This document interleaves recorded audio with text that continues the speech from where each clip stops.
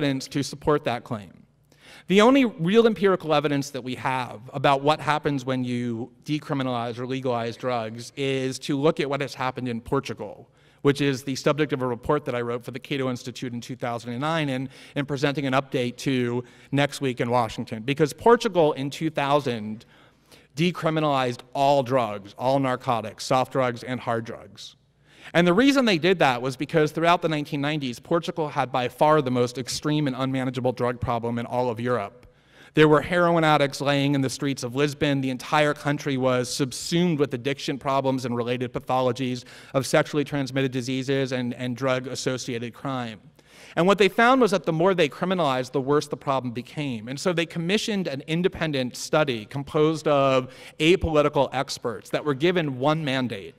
And that mandate was to answer the question, what can the Portuguese government do to bring this problem under control? And what this panel of experts concluded, they examined all options with the exception of full legalization.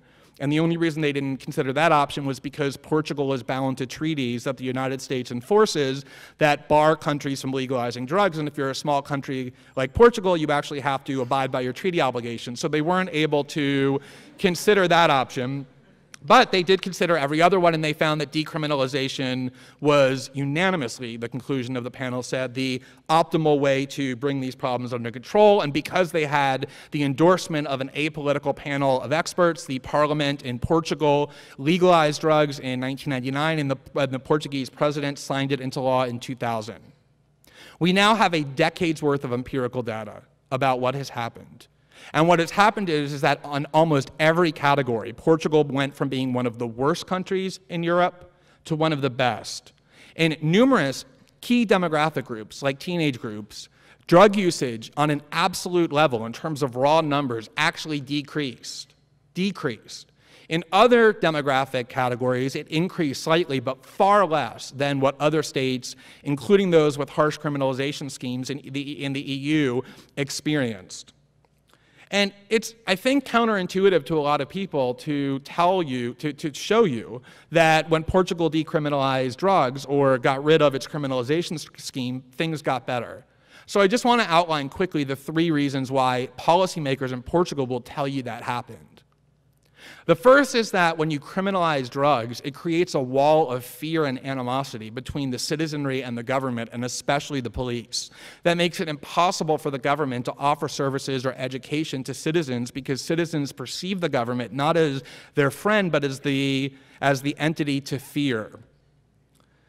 Norm Stormer, who was the former chief of police of Seattle and a veteran of the police force for 34 years, said, due to the drug war, quote, in cities across the country, young people, poor people, and people of color have come to view us as the enemy. And so by decriminalizing drugs, policymakers in Portugal have been able to speak to the population, offer services, reach out to them because they are no longer the enemy. They're not trying to convert their citizens into criminals and put them into cages. They're trying to offer services on a health basis to those who want them.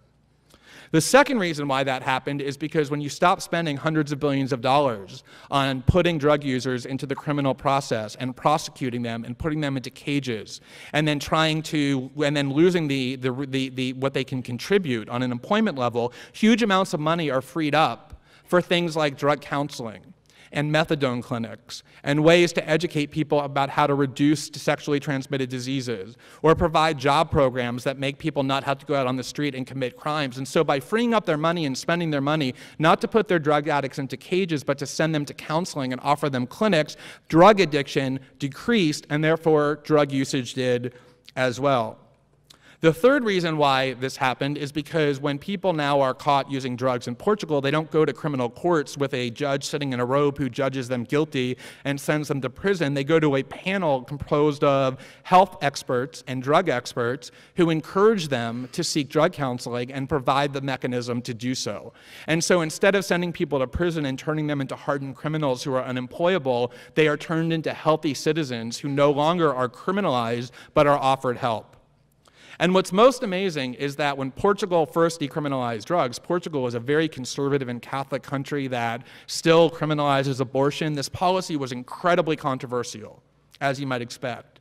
A decade later, there is no controversy in Portugal over this policy. There is no significant political faction that advocates repeal of decriminalization. It is one of the sources of national pride about the incredible success that decriminalization has brought about. So when you think about drug decriminalization or drug legalization and think that the reason you're opposed to it, if not in all cases, then at least in some, is because it'll lead to a massive increase in drug usage, I would say two things. Number one, the cost of the policy that you're advocating is vastly more substantial than that cost, even if you're right. And the one real empirical case that we have to know whether or not that's true in Portugal disputes that assertion and says that there really is no substantial increase or increase of any kind in drug usage when you decriminalize. You actually make every single problem better. And I think if I had one wish for drug policy debates, is that it would be based in empiricism and rationality rather than moralizing, fear-mongering, and speculation, because I think the evidence is so overwhelming about just how destructive this policy has been and continues to be. So with that, I thank you very much, and we'll turn it over to Mr. Walters.